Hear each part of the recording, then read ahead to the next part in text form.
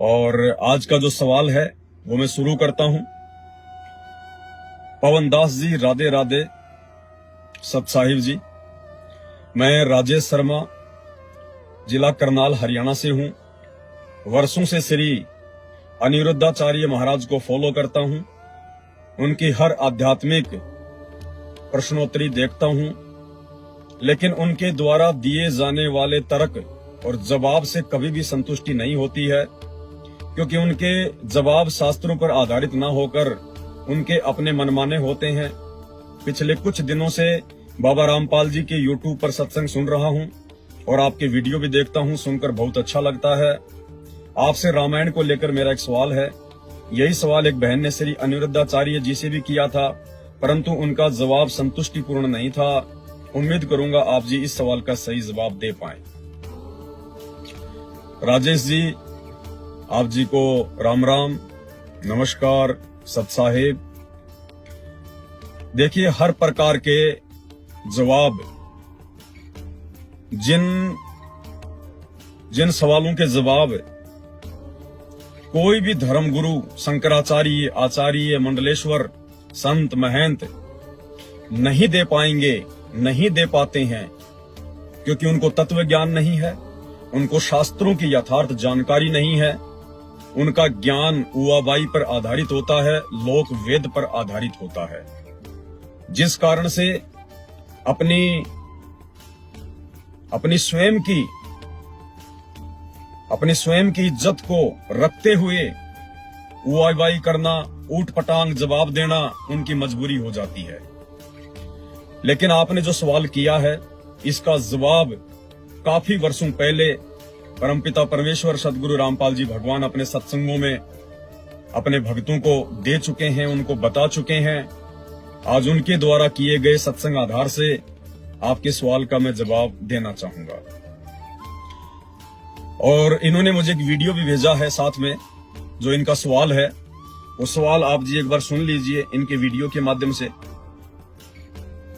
इन्होंने मुझे जो वीडियो भेजा है, एक बहन का ये सवाल था जिसने अनिरुद्धाचार्य जी से सवाल किया था। आप ये सवाल इनका सुन लीजिएगा एक बार। तुम्हारे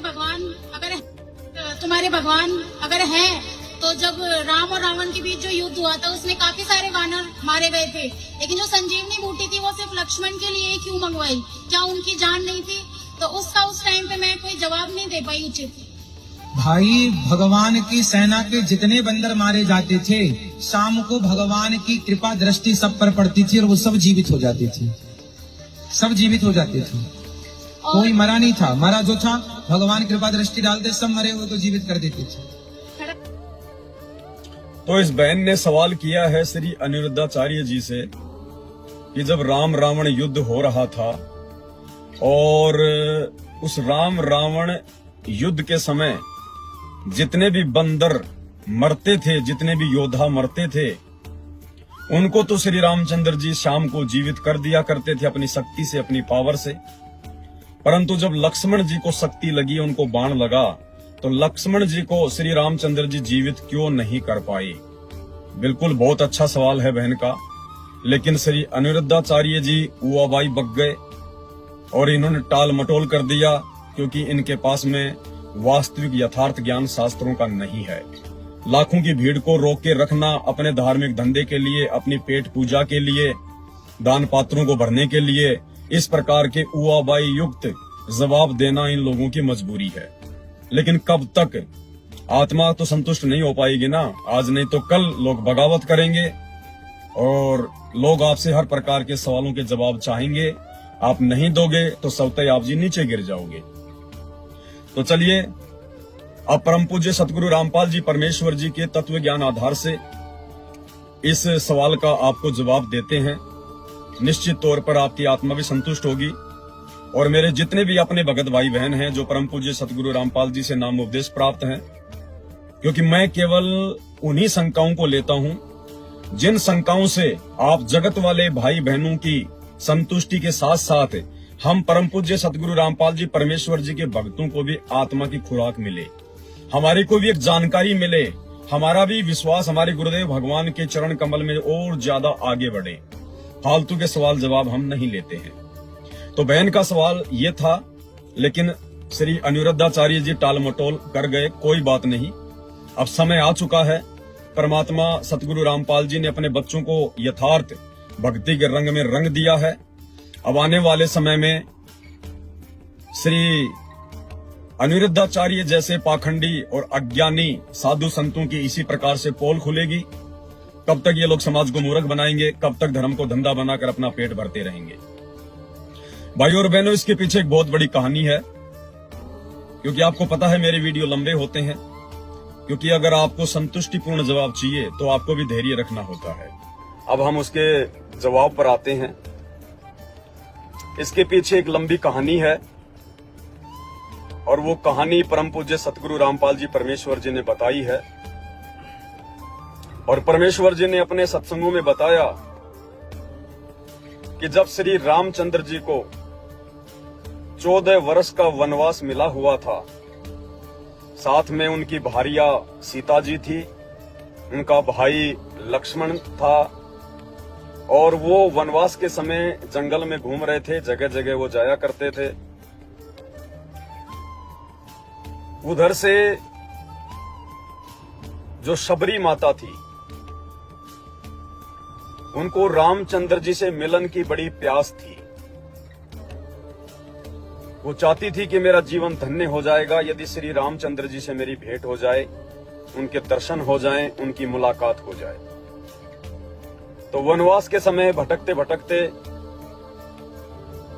श्री रामचंद्र जी के रूप में, क्योंकि भाइयों और बहनों, आपको जो जवाब दिया जा रहा है ये कोई लोक वेद पर आधारित नहीं है, ये कोई उआबाई नहीं है। आपको यथार्थ जवाब दिया जा रहा है, और यथार्थ जवाब के लिए आपको बहुत कुछ धैर्य के साथ में सुनना पड़ेगा। श्री रामचंद्र जी विष्णु जी के अवतार थे, और श्री विष्णु जी केवल 3 लोक के भगवान है, असंख्य ब्रह्मांडों के भगवान नहीं है, पूरी सृष्टि के मालिक नहीं है। और जब श्री विष्णु जी अवतार रूप में इस धरती पर त्रेता युग में आए, उन्होंने एक मनुष्य की भूमिका की, एक मानव की भूमिका की। तो श्री विष्णु जी के अवतार के रूप में उनकी जो काफी कुछ जो शक्तियां होती हैं, उनकी जो स्मृतियां होती हैं, वो उनके पास में नहीं होती हैं। यानी उनके पास में एज इट इज वो की वो पावर नहीं होती है जो पावर विष्णु लोक में उनके पास होती है, जब वही विष्णु जी अपने अवतार रूप में धरती पर आते हैं। तो माता सबरी जी के पास में यदि दशरथ पुत्र श्री रामचंद्र जी चले जाते तो मामला बिगड़ जाता, इतिहास का मुंह किसी और दिशा में हो जाता। क्योंकि श्री रामचंद्र जी एक राजा के बेटे थे, और एक राजा के बेटे में कितना अहंकार होता है, कितनी मान बढ़ाई होती है, कितना उनके अंदर दया भाव होता है, ये हम सब जानते हैं। श्री रामचंद्र जी राजा के पुत्र थे, और वो शिकार भी किया करते थे, वो हिरणों का शिकार भी किया करते थे, अन्य जानवरों को भी मारा करते थे। अब जो मारता है तो वो खाता भी होगा, इसमें कोई संशय नहीं है, क्योंकि वास्तविक रामायण तो परम पूज्य सतगुरु रामपाल जी परमेश्वर जी ने अब दुनिया को बताई है।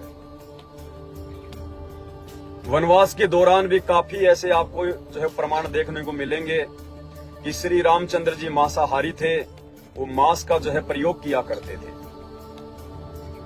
तो शबरी एक भगत थी परमात्मा की, चाहे उसने मतंग ऋषि को अपना गुरु बना रखा था, भले उसने किसी को भी अपना इष्ट मान रखा था, लेकिन आत्मा वो परमपिता परमेश्वर की थी। कौन परमपिता परमेश्वर? हम सब का परमपिता परमेश्वर एक ही है, उसका नाम है कबीर देव, जो कि संत रामपाल जी परमेश्वर जी ने हमें शास्त्रों से दिखाया, वेदों से दिखाया। और उस भगत का सामना श्री रामचंद्र जी नहीं कर सकते थे, माता सबरी का सामना श्री रामचंद्र जी नहीं कर सकते थे। माता सबरी जी के जो भाव थे, जो श्रद्धा थी, उस श्रद्धा की, उस भाव की जो कदर थी, वो दशरथ पुत्र श्री रामचंद्र जी नहीं कर सकते थे। इसलिए सबसे बड़े लीलाधर, सबके परमपिता परमेश्वर आदि राम, उस कबीर परमात्मा ने, जो कि आज वर्तमान में धरती पर परम पूज्य सतगुरु रामपाल जी परमेश्वर जी के रूप में आए हुए हैं, प्रकट हैं, उस परमपिता परमेश्वर जी ने श्री रामचंद्र जी का रूप बनाया और श्री लक्ष्मण जी और श्री सीता जी को साथ में लेकर वो माता सबरी की उस कुटिया की तरफ गए।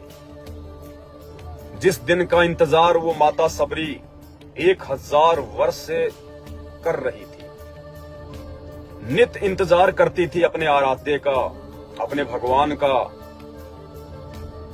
रोजाना जंगल से तरह तरह के सुगंधित फूल तोड़कर लेकर आती थी, रास्ते में बिछाया करती थी कि मेरे प्रभु, मेरे राम, मेरे परमात्मा आएंगे तो उनको कोई पीड़ा ना हो, किसी भी प्रकार से उनको दुख ना हो। इतनी श्रद्धा, इतना भाव उनका अपने आराध्य में था, और इतनी श्रद्धा और इतने भावों की ये कदर करना श्री रामचंद्र जी के वश की बात नहीं थी, दशरथ पुत्र के वश की बात नहीं थी। क्योंकि जिस व्यक्ति में दया नहीं होती है वो व्यक्ति भगत के भावों की कदर नहीं कर सकता। तो बचपन से ही हिरणों को मारने वाले, शिकार करने वाले, जीव हत्या करने वाले श्री रामचंद्र जी में दया भाव नहीं हो सकता था। उतना नहीं हो सकता था जितना कि सबरी के सामने जाते समय उनके अंदर होना चाहिए था। तो अपने भगत के लिए सारे खेल वो परमपिता परमात्मा, अल्लाहु अकबर, भगवानों का भगवान, वो कबीर देव खेलता है। तो उस परमेश्वर ने, उस कबीर देव ने, या यूं कहिए सतगुरु रामपाल जी परमेश्वर जी ने, क्योंकि वही परमात्मा आज धरती पर आए हुए हैं, उन्होंने श्री रामचंद्र जी का रूप बनाया, लक्ष्मण जी को साथ में लिया, सीता जी को साथ में लिया और सबरी की झोपड़ी की तरफ वो चल दिए। सबरी से मिले, सबरी ने बड़ी आव भगत की, बड़ी उनकी इज्जत की। और भगत तो ऐसा ही होता है, भाव में भावित हो जाता है। जैसे महाभारत के समय का एक छोटी सी घटना आप और हमें सुनने को मिलती है कि जब महाभारत के युद्ध को रुकवाने के लिए शांति समझौता लेकर श्री कृष्ण जी हस्तिनापुर गए, दुर्योधन के पास गए, काफी कुछ उनको समझाने का प्रयास किया, लेकिन वो नहीं माने। अब रात को उनको वहां पे रुकना था, तो भोजन भी करना था। तो दुर्योधन ने भी उनको भोजन के लिए आमंत्रित कर दिया, उधर से युधिष्ठिर ने भी भोजन के लिए आमंत्रित कर दिया। अब श्री कृष्ण जी तो दोनों के रिश्तेदार थे। अब श्री कृष्ण जी धर्म संकट में फंस गए और श्री कृष्ण जी ने सोचा, यदि मैं दुर्योधन के यहाँ पे भोजन करने चला गया तो ये भी ठीक नहीं होगा, क्योंकि दुर्योधन के भाव नहीं है। दुर्योधन केवल अपनी मान बढ़ाई के लिए मेरे को भोजन करवाएगा, और ऐसी जगह पर भगवान भोजन नहीं करना चाहते थे। उधर से युधिष्ठिर के पास जाकर भी वो भोजन नहीं कर सकते थे, क्योंकि उनको पता था कि यदि मैंने पांडवों के घर पर जाकर भोजन किया तो ये जो दुर्योधन है, ये दुष्ट है, इसके मन में जो है और ज्यादा विक्षेप पैदा हो जाएगा, और ज्यादा शत्रुता का भाव पैदा हो जाएगा। तो ये सोचकर श्री कृष्ण जी वापस मथुरा के लिए ही जो है वो चल दिए। उधर से भाव विदुर के भी थे कि श्री कृष्ण जी मेरे घर पर आकर भोजन करें, लेकिन वो कहने की हिम्मत नहीं कर पाए कि भाई मैं तो एक छोटा सा महामंत्री हूं, जब इनके इतने बड़े बड़े रिश्तेदार हैं तो मेरे घर पे ये क्यों आएंगे। ये सोचकर वो चुप रहे। तो भाई और बहनों, वहां भी क्योंकि जो विदुर था वो पिछले जन्म जन्मांतरों की अच्छी आत्मा थी, परमपिता परमेश्वर जी की, उस कबीर भगवान की, सतगुरु रामपाल जी की। तो वहां श्री कृष्ण जी का रूप धारण कर श्री कृष्ण जी तो वापस मथुरा को चल दिए, और श्री कृष्ण जी का रूप धारण करके वो कबीर परमेश्वर सतगुरु रामपाल जी विदुर के घर पर अपने भगत के भाव देखते हुए भोजन करने के लिए वो चले गए। विदुर ने जैसे ही उनको देखा तो बड़ा आश्चर्य हुआ और कहा, भगवान आप यहाँ क्यों आ गए? अगर दुर्योधन को इस बात का पता चल गया तो बड़ा नाराज होगा, पांडव भी मेरे से ज्यादा जो है प्रसन्न नहीं होंगे। तो वो तो परमात्मा थे श्री कृष्ण जी के रूप में, उन्होंने कहा कि कोई बात नहीं। तो वो इतने खुश थे श्री कृष्ण जी को अपने घर पर देखकर, उनको तो यही लग रहा था ये तो द्वारिकाधीश श्री कृष्ण जी आए हैं, लेकिन वो तो श्री कृष्ण जी के रूप में सारी सृष्टि के अध्यक्ष, सारी सृष्टि के मालिक राजा कबीर देव जी थे, सतगुरु रामपाल जी परमेश्वर जी थे। अब वो इतने भावुक हो गए, क्या खिलाएं क्या ना खिलाएं, कहां बैठाएं। और वहां पर केले रखे हुए थे, वो श्री कृष्ण जी को जो है केले खिलाने लगे। वो इतने मंत्र मुग्ध हो गए, उनके चेहरे की तरफ एकटक देखने लगे। उनको विश्वास नहीं हो रहा था कि श्री कृष्ण जैसा राजा, जो कि भारतवर्ष का सबसे शक्तिशाली राजा है, जिसकी सेना सबसे बड़ी सेना नारायणी सेना, जो कि श्री विष्णु जी के अवतार हैं, और हमारे घर पर तो वो केला छील रहा था श्री कृष्ण जी के लिए। उसका ध्यान उस केले में नहीं था, श्री कृष्ण जी की तरफ था। और उस भाव में केला छीलते छीलते जो केला था वो तो वो नीचे डालते जा रहे थे, और जो केले के जो छिलके थे वो श्री कृष्ण जी को देते जा रहे थे। और श्री कृष्ण रूप में वो कबीर भगवान सतगुरु रामपाल जी बड़े प्यार से, बड़े बड़े प्रेम से वो छिलके खा रहे थे। परमात्मा कहते हैं, व्यंजन छतीसू ये नहीं चावे, और जो मिल जावे रुचि रुचि पावे, भाव ले देख प्राणी का। कहते हैं, साधु भूखा भाव का, धन का भूखा नहीं, और जो कोई धन का भूखा वो साधु भी नहीं। तो परमेश्वर ने वो सारे छिलके खा लिए, और बाद में जब उनकी वो चेतना जागृत हुई तो उन्होंने देखा तो रोने लगे, आंखों से आंसू बहाने लगे कि ये परमात्मा हम तो बड़े नीच हैं, हमें तो इतना भी नहीं पता चला और आपने सारे छिलके खा लिए, हमें माफ करो भगवान। तो परमात्मा तो भाव का भूखा है, उन्होंने कहा भाई कोई बात नहीं, जो हुआ सो बहुत अच्छा हुआ। तो ठीक इसी प्रकार भाई और बहनों, वनवास के दौरान यदि दशरथ पुत्र श्री रामचंद्र जी उस नेक आत्मा माता शबरी की झोपड़ी में वो चले जाते उनसे मिलने, और माता शबरी के अंदर से जो भाव थे, जो श्रद्धा थी, जो एक भगत की होनी चाहिए अपने आराध्य के प्रति, अपने इष्ट के प्रति, उसकी जो कदर है वो श्री रामचंद्र जी नहीं करना जानते थे।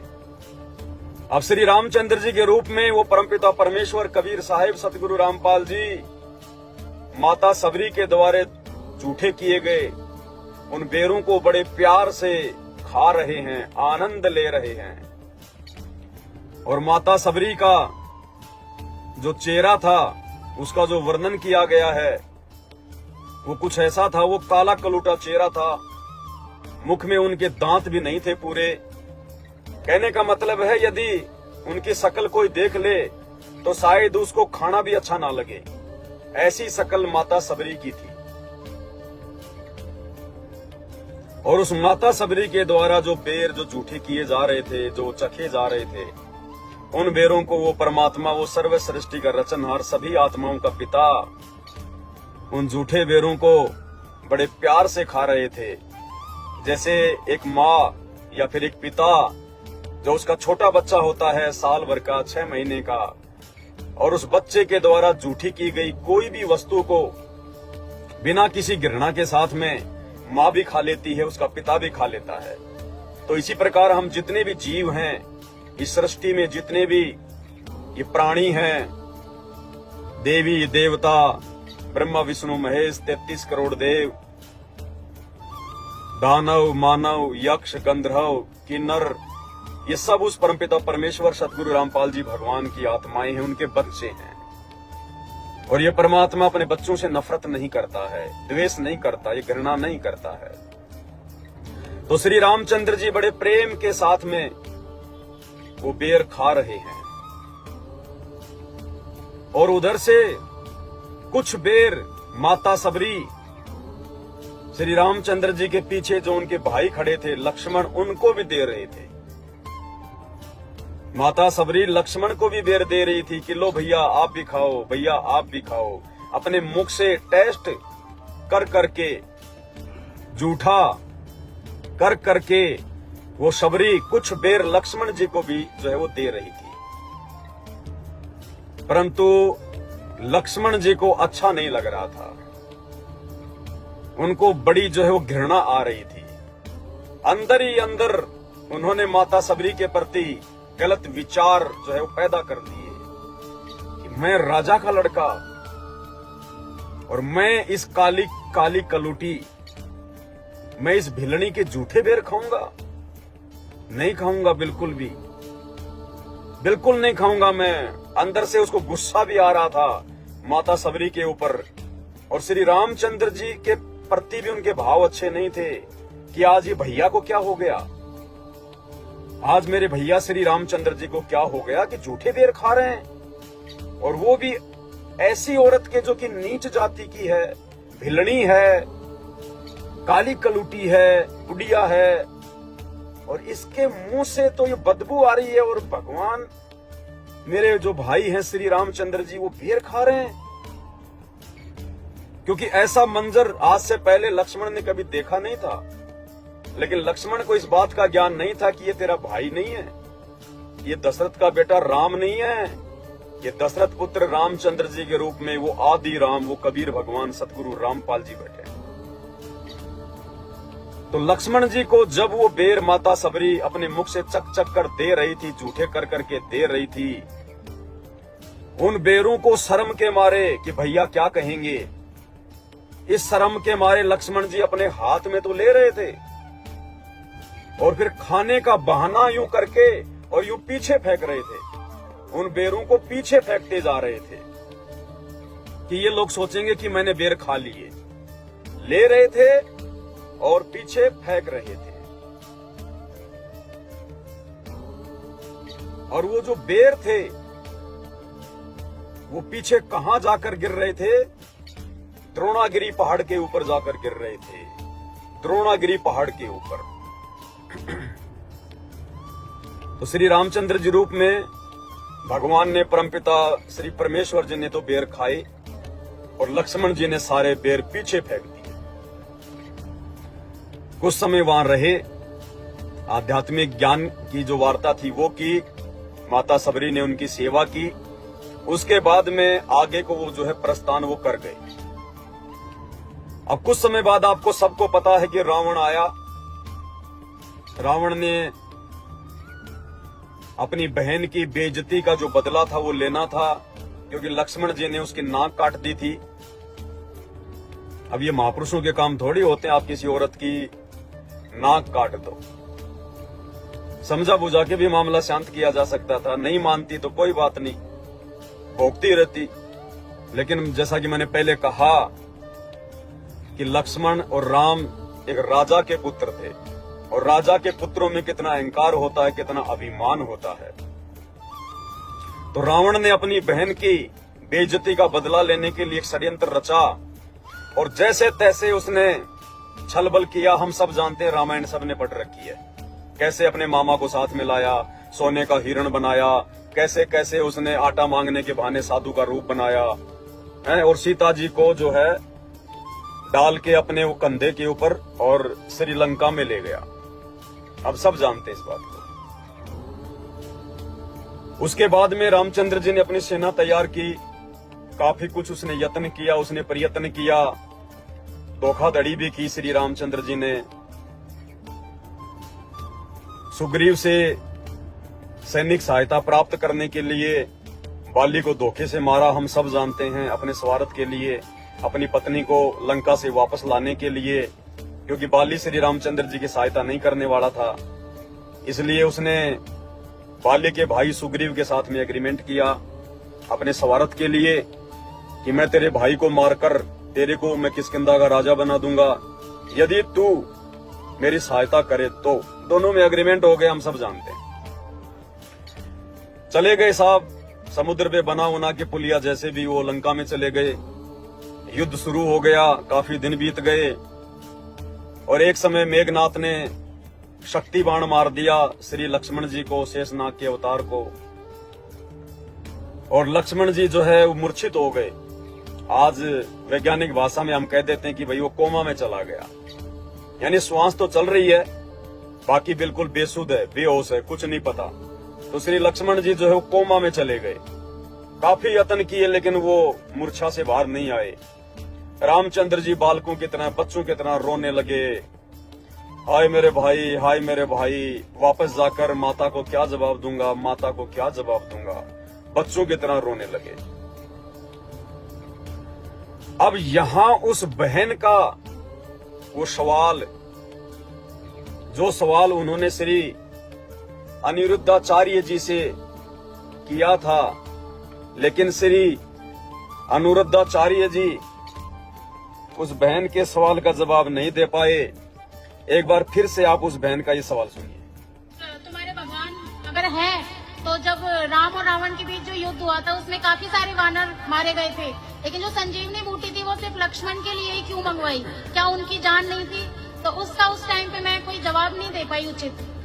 भाई, भगवान की सेना के जितने बंदर मारे जाते थे, शाम को भगवान की कृपा दृष्टि सब पर पड़ती थी और वो सब जीवित हो जाते थे, सब जीवित हो जाते थे।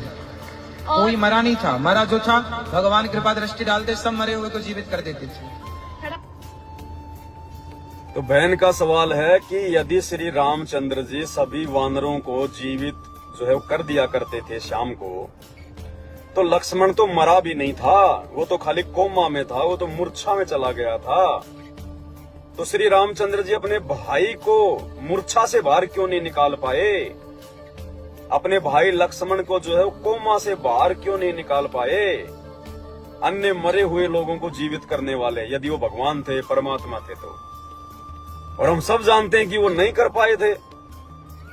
हनुमान जी गए, कहां से जड़ी बूटी लेके आए, संजीवनी लाए, हम सब जानते हैं। तो भाई और बहनों, इस सवाल का जो वास्तविक जवाब है ये केवल परम पूज्य सतगुरु रामपाल जी परमेश्वर जी ने दिया, जो मैं अब आपको ये बताने जा रहा हूं।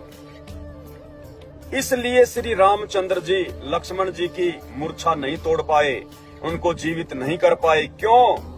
क्योंकि लक्ष्मण जी ने एक भगत का अपमान किया था, भगवान के भगत का अपमान किया था लक्ष्मण जी ने। वो माता शबरी, वो भगवान की भगत थी, अल्लाहू अकबर की भगत थी, परमपिता परमेश्वर कबीर साहेब सतगुरु रामपाल जी की वो भगत थी। और लक्ष्मण जी ने माता शबरी का अपमान किया था, उसके भाव, उसकी श्रद्धा का, उसकी भक्ति का मजाक उड़ाया था। माता शबरी जो झूठे बेर, उसका मकसद कोई जूठन खिलाना नहीं था, उसको तो पता ही नहीं था। वो तो अपने प्रभु के प्यार में इतनी जो है मस्त हो गई थी, वो मगन हो गई थी, बेसुध हो गई थी, वो कुछ नहीं उसको सूझ रहा था। वो तो प्यार में अपने मुंह से उन बेरों को टेस्ट जो है कर करके खिला रही थी कि भाई कहीं कोई कड़वा बेर मेरे भगवान के मुख में ना चला जाए। लेकिन लक्ष्मण जी इस बात को नहीं समझ पाए और शबरी जी के द्वारा उनको जो बेर दिए जा रहे थे, वो बेर वो खाने की नौटंकी यूं करके, खाने का बहाना करके पीछे फेंक रहे थे, पीछे फेंक रहे थे। तो परमात्मा ने भी तो ये दिखाना था कि यदि मेरे भगत की कोई बेइज्जती करेगा, यदि मेरे भगत का कोई अपमान जो है वो करेगा, अगर मेरे भगत के भाव की, उसकी श्रद्धा की, उसकी भक्ति की यदि कोई जो है वो कदर नहीं करेगा, तो उसके साथ में क्या होगा। लक्ष्मण जी की मूर्छा श्री रामचंद्र जी इसलिए नहीं तोड़ पाए क्योंकि लक्ष्मण जी को परमात्मा ने उनकी औकात याद दिलानी थी कि एक भगत के साथ में किया गया इस प्रकार का व्यवहार कितना हानिकारक हो सकता है, कितना नुकसानदायक हो सकता है। भाई और बहनों, सबको पता है कि हर प्रकार से यत्न हुए, लेकिन श्री लक्ष्मण जी मूर्छा से बाहर नहीं आए, कोमा से बाहर नहीं आए। अंत में जो सुसेन नाम का वैद्य था, जो कि रावण का वैद्य था, उसको बुलाया गया। उसने चेक किया, सारे यत्न किए। अंत में उस सुसेन वैद्य ने कहा कि भैया लक्ष्मण की मूर्छा केवल एक शर्त पर वापस आ सकती है, वरना नहीं आएगी। लक्ष्मण की मूर्छा तोड़ने का दुनिया में और कोई भी समाधान नहीं है, कोई भी जड़ी बूटी नहीं है, कोई भी दवा नहीं है। राम क्या, चाहे साक्षात ब्रह्मा विष्णु महेश भी नीचे उतर के आ जाएं तो भी इसको जीवित नहीं कर पाएंगे। तो लोगों ने कहा कि भाई क्या है? बोला सूर्य उदय होने से पहले पहले द्रोणागिरी जो पर्वत है उत्तराखंड में हिमालय की तरफ, वहां से यदि कोई संजीवनी जड़ी बूटी लेकर आ जाए और वो संजीवनी जो जड़ी बूटी है उसको कूट कर, उसको पीस कर और उसका जो जूस है वो लक्ष्मण के मुंह में डाला जाए तो ही लक्ष्मण कोमा से बाहर आ सकता है, मूर्छा से बाहर आ सकता है। अब भाई और बहनों, वो संजीवनी जड़ी बूटी क्या थी? वो संजीवनी जड़ी बूटी वो बेर थे जो लक्ष्मण खाने का बहाना करके पीछे फेंक रहा था और वो द्रोणागिरी पहाड़ पे जाके वो गिर रहे थे। और वो संजीवनी बूटी के रूप में वो जड़ी बूटी बनकर वो बेर वो पैदा हुए। उस समय तो लक्ष्मण जी ने उस भगत के भाव की कदर नहीं करी, सम्मान नहीं किया, नाक चढ़ा रहा था कि मैं राजा का बेटा और झूठे बेर खाऊंगा इस भिलनी के, इससे तो मरना अच्छा मेरे लिए। उसने भगवान के भगत का अपमान किया। अब वही बेर जो माता सबरी ने मुंह से चखे थे, उस भिलनी ने, उस काली कलूटी औरत ने जिसके मुख से बदबू भी आ रही थी, वही बेर माता भिलनी के झूठे बेर संजीवनी बूटी के रूप में उस पहाड़ पे जड़ी बूटी के रूप में वो खड़े हो गए। और सबको पता है कि हनुमान जी को भेजा गया। हनुमान जी उस पहाड़ को लेकर आ गए, क्योंकि उनको नहीं पता था कि संजीवनी बूटी होती कैसी है। क्योंकि केवल वो जो बेर थे, जितने बेर लक्ष्मण जी ने फेंके थे, केवल उसी बेर से वो जड़ी बूटी उत्पन्न हुई थी और कोई संजीवनी जड़ी बूटी नहीं थी। तो श्री हनुमान जी को भी नहीं पता था कि भाई होती कैसे है, मैं कैसे उसकी मैं पहचान करूंगा।